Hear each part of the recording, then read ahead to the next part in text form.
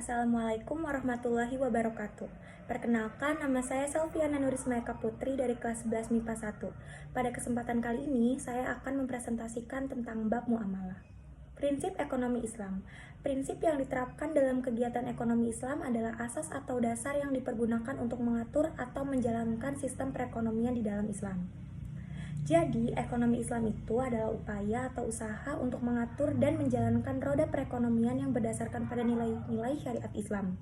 Diatur dalam Al-Quran, hadis, dan ijma. Tujuan prinsip ekonomi Islam ada 4. Yang pertama, agar manusia dapat melakukan kegiatan ekonomi secara islami.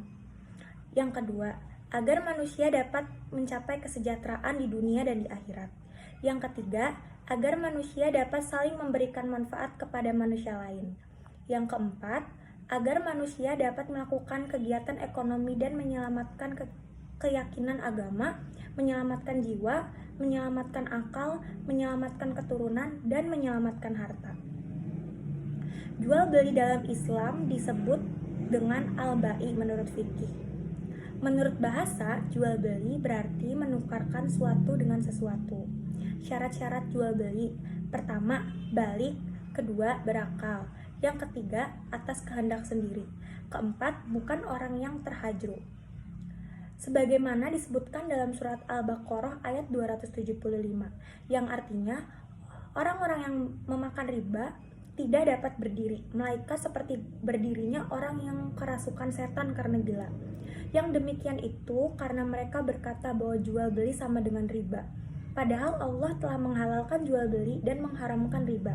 Barang siapa yang mendapatkan peringatan dari Tuhannya, lalu dia berhenti, maka apa yang telah diperolehnya dahulu menjadi miliknya, dan urusannya terserah kepada Allah. Barang siapa mengulangi, maka mereka itu penghuni neraka, mereka kekal di dalamnya. Definisi syirkah.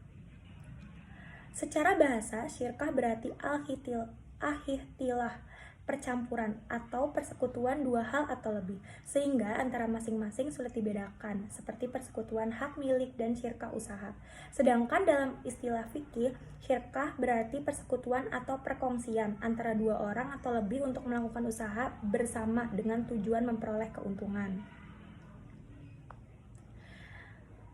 Syarat-syaratnya: yang pertama, ada barang berharga yang berupa dirham atau dinar.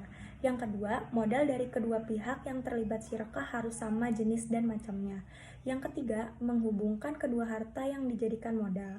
Yang keempat, masing-masing pihak mengizinkan rekannya untuk menggunakan harta tersebut. Riba.